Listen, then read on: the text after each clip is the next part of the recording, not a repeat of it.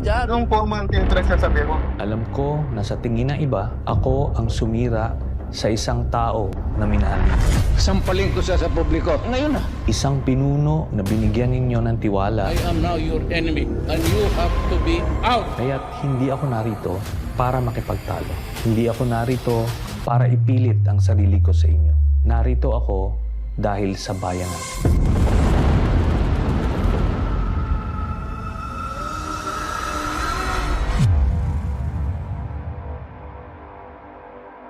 Ilang beses kong tinaya ang buhay ko para mapatunayan ko ang pagmamahal ko sa ating bansa. July 27, 2003, unang nakilala si Lieutenant Senior Grade Antonio Trillanes IV. Isa siya sa mga lider ng mahigit 300 sundalo ng grupong Magdalo na sumugod sa Makati. Pangyayari tumatak sa kasaysayan at tinawag na Oakwood Mutiny. Ang hiling ko sa inyo ngayong oras na ito ay buksan nyo lang ang isipan ninyo. Hindi ko kayo pipiliting maniwala, pero gusto kong sabihin ito sa inyo. Baka sakaling magbukas ang isip mo. Dahil ang pagmamahal sa bayan, hindi mo pwedeng daanin sa kwentuhan, sa pagpapatawa, sa pagmumura. Madadaan mo ito sa katotohanan. Ito ang buong kwento ko. Noong 2016, nagsimula kaagad ang patayan. You have to shoot them dead.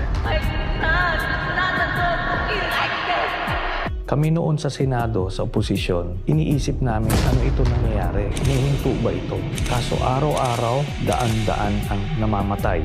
Naaalarma kami dahil bilang miyembro ng Senado, ang katungkulan namin ay pumuna ng mga kamailian na nakikita natin sa ating lipunan. Naghain kami ng resolusyon, hindi po ito panggugulo. Ito po ay isang checks and balance ng ating sistema na para siguraduhin na walang maglalabis ng poder sa iba't ibang sangay ng gobyerno. Si Sergeant Arturo Las Cañas ay isa sa mga leader ng Davao Death Squad. Nagmamatigas nun at dinidinay niya lahat ng mga paratang sa kanya. Namatay din ito sa Davao City.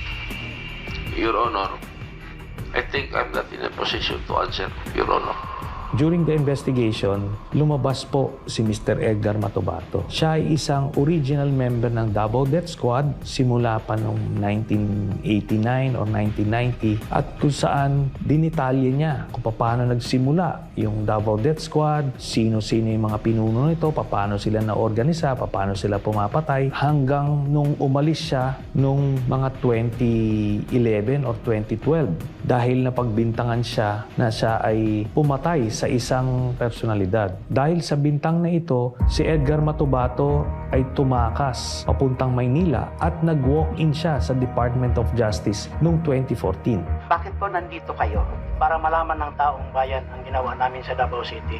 Para mabigyan ng katarungan yung lahat, yung namamatay ng mga inosente. Siya ay kinwestiyon ng NBI agents, tinitingnan kung totoo ang kanyang storya at dito na nga mas lumalim yung investigasyon. Yung lahat ng mga pinangalanan ni Mr. Matubato na mga miyembro ng Davao Death Squad, na mga miyembro rin ng Philippine National Police, ito ay pinatawag namin sa Senado. Itong si Sergeant Arturo Las Cañas, kinalaunan, siya ay umamin na totoo nga lahat ng mga sinabi ni Edgar Matubato at mas marami pa siyang sinabi tungkol sa Davao Death Squad. I would like to ask for an apology and an understanding of what I had said because I'd like all the testimonies of Edgar Matubato against myself.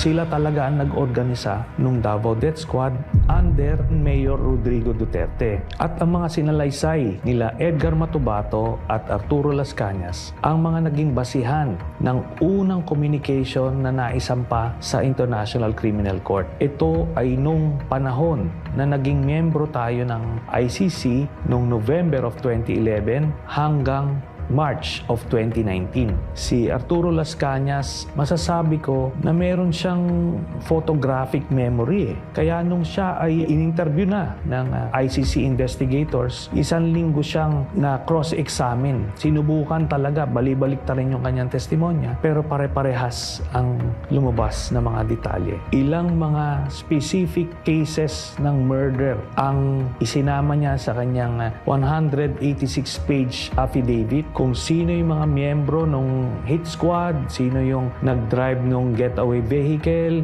gamit na pagpatay, saan pinatay, dinala at nilibing. Ganun kadetalye ang kanyang affidavit. Kaya dahil dyan, siya ay naging star witness. Sa report ng The New York Times noong 2017, nasa kustodiya na raw ng ICC o International Criminal Court si Las Cañas na nagbibigay proteksyon sa mga testigo.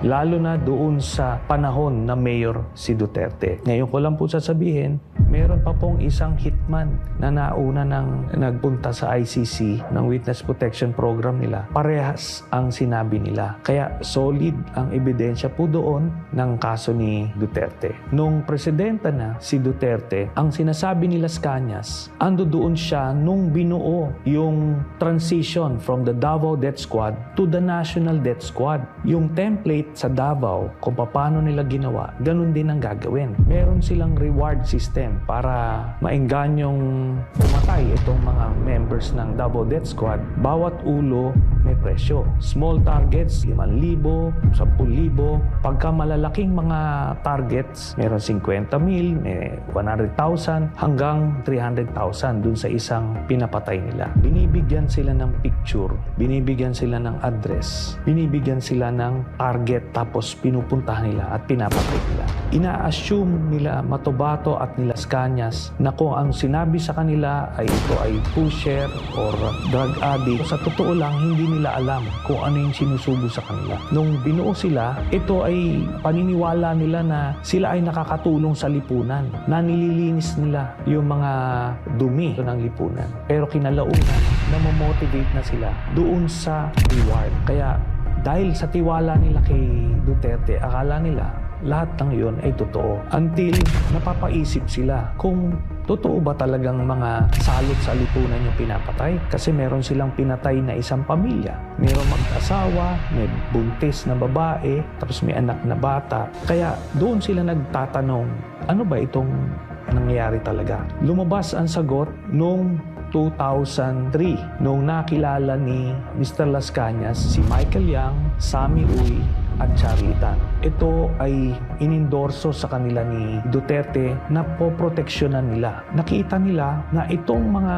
Chinese drug lords na ito nag-i-import ng mga chemicals na pangbuo ng mga shabu. Ito ay nag-i-export papunta sa ibang bansa, ginagamit ito pang supply, pang benta. Ito ay ni-raid ni then Captain Asierto at pinagpapatay nila yung mga Chinese chemists na nandoon. At meron pa silang inilabas na siyam na Chinese na galing din doon sa Shabu Laboratory na inutusan sila ni Duterte na patayin lahat. Mr. President, you ordered the killing of Mr. Alan C. along with the 10 other companions. That is not true. That is the job of the police. Lumalabas doon sa salaysay ni Arturo Las Cañas. Hindi alam ni Duterte na bago nila mapatay ay nakausap pa niya yung pinakang pinuno nung siyam na Chinese workers na si Alan C. na ang boss nila ay si Michael Yang at yung kanilang mga passport ay na kay Michael Yang. Another important observation, Mr. President, Alan C. said that his passport was taken by the operatives, while the 10 others, ang sabi po nila, hawak ng employer nila. And the employer was named as Michael Yang. What can you say about this? Nothing to do with it. Wala akong pakialam dyan. Yun na nga ang lumalabas na pinoproteksyonan na sikreto ni Duterte. Ang involvement niya sa isang drug lord sa Davao. Noong 2016, nung naging presidente, si dating Pangulong Rodrigo Duterte, isa sa mga unang appointees niya ay si Michael Yang bilang economic advisor. Kaya dito, magtataka tayo, bakit isang Chinese citizen ay gagawing economic advisor ng isang presidente? Kinalaunan, nakita namin kung bakit niya ito ginawa para masabi niya sa buong bürokrasya, sa AFP, PNP, PDEA, na protektado niya ito, tao niya ito, si Michael Yang. Noong 2017, ito na ngayon si Colonel Asierto. Siya yung Captain Asierto na nag-raid noong 2004 doon sa Shabu Laboratory sa Davao City. Binalikan niya itong kanyang asset na nagbigay sa kanya ng info tungkol doon sa Shabu Laboratory na yon at sinabi na si Michael Yang isa rin sa nasa likod doon sa Shabu Laboratory doon. So ibig sabihin, itong economic advisor ni Duterte, isang drug lord. Nung panahon na yon, hindi alam ni Colonel Asierto ang ugnayan ni Michael Yang at ni Duterte, kaya gumawa siya ng report. Nais niyang impormahan ang iba't ibang ahensya na ang malapit na advisor ni Duterte ay isang drug lord at baka hindi ito alam ni dating Pangulong Duterte. Kinalaunan, nung nalaman ni Duterte yung report ni Colonel Asierto, binaliktad niya. Nasangkot sa illegal na droga ang malapit na kay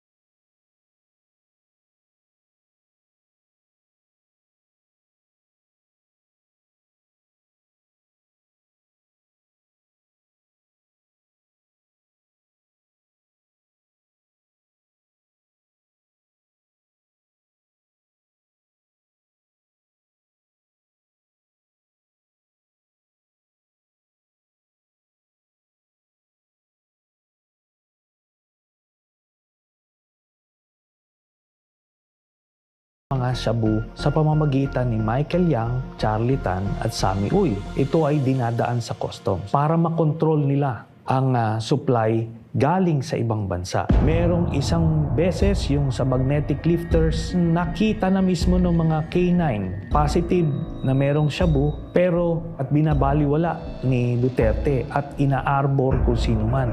They were assuming that for those metal magnetic contained. So the borehole, there was nothing there. It was pure speculation. Ayon sa PDEA, naabutan nilang butas at walang laman ang lifters dahil naiposlit na ang droga palabas ng warehouse. Kaya ni isang drug lord ay walang nakasuhan dun sa mga tone-toneladang mga na-import na shabu. Ang nagpa-facilitate nitong lahat, una-una si Pulong Duterte, ang kanyang son-in-law na si Mans Carpio, ang Customs Commissioner Nicanor Faeldon, at iba pang mga personalidad na nakadikit kay Duterte mismo. Ang nangyari ngayon, ang mga hindi kasama dun sa kanyang sindikato, ito yung mga pinapatay. Kaya akala nung mga kababayan natin na talagang may nangyayaring patayan ng mga involved sa illegal drugs. Hindi totoo ang war on drugs. Ito ay ginawa lang ni Duterte para panglihis dun sa intention niya na i-monopolize or i-control ang drug trade dito sa bansa. Kung may totoo lang maski isa, I will hang myself in front of you. You can summon, I will sign a waiver, all banks. Will the former president be okay that if we draft the waiver now instead of tomorrow? Will you be fine with that, Mr. President? Anong kapalit, sir? Hindi. Sampaling ko siya sa publiko. Hindi, wala naman. Ngayon na. Hindi ka. Lulo mo. Isa sa na-discover namin na mga impormasyon, ito ay naibigay sa akin noong 2016 ay yung bank accounts ni Duterte at ng kanyang pamilya. At ang nilalaman nito ay nakakagulat. Nakita namin na daang-daang milyon ang pumapasok sa mga accounts ni Duterte. Joint account si Sara Duterte at si Pangulong Duterte. Every 6 months, may pumapasok na dividendo galing kay Sammy Uy papunta sa accounts ni Duterte, ni Sara, Baste, Pulong at Hanilet. Lahat ito tumototal ng 40 to 55 million every 6 months. Buong pamilya ng Duterte ay kumikita sa illegal drugs. Dahil sa impeachment case ni Sara Duterte, ang mga bank accounts na ito ay lalabas at makikita ninyo na si Sammy Uy ay nagbibigay ng pera kay Sara Duterte at buong pamilyang Duterte. Ang buong paniniwala natin na si Duterte ang pinakang galit sa illegal na droga. Pero ang katotohanan, siya pala ang may pinakamalaking drug cartel dito sa Pilipinas. Ito pong mga impormasyon na to ay nakalap namin. Hindi po ito gawa-gawa at nakita natin ito ay nasuportahan nung kaso mismo ng International Criminal Court. Hindi magsisimula ang kaso ng ICC kung yan po ay gawa-gawa lang. Napakagagaling po ng mga investigador dyan. Hindi ka pwedeng gumawa-gawa lang ng kwento dyan.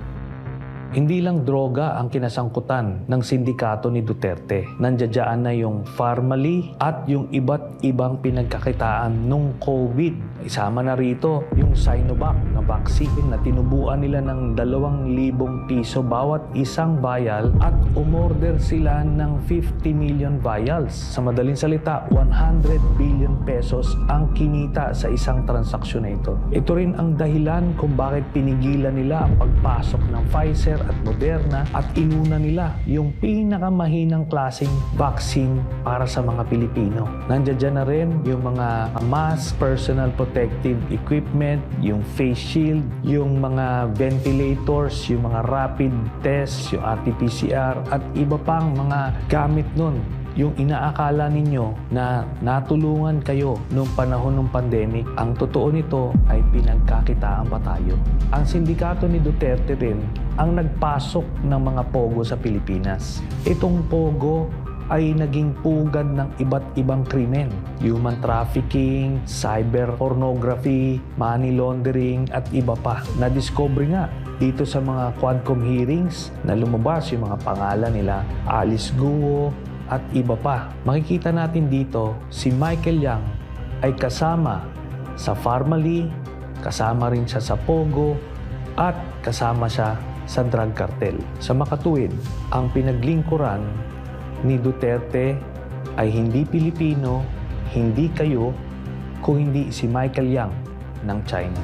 Sa mga nagsasabi na ang lahat ng mga nangyaring ito ay isang political na away between Marcos at Duterte, 2017 pa lang ay final ko na ang kaso. Wala pa po sa pwesto si President Marcos. Halos 8 taon na inimbestigahan ito ng ICC, na bunga lang ito ngayong panahon na presidente si President Marcos. Hindi po ito panggigipit kay Duterte, kundi isa po itong katunayan na mayroong hustisya sa mundo. Kaya patuloy ko pa rin itataya ang buhay ko para sa inyo.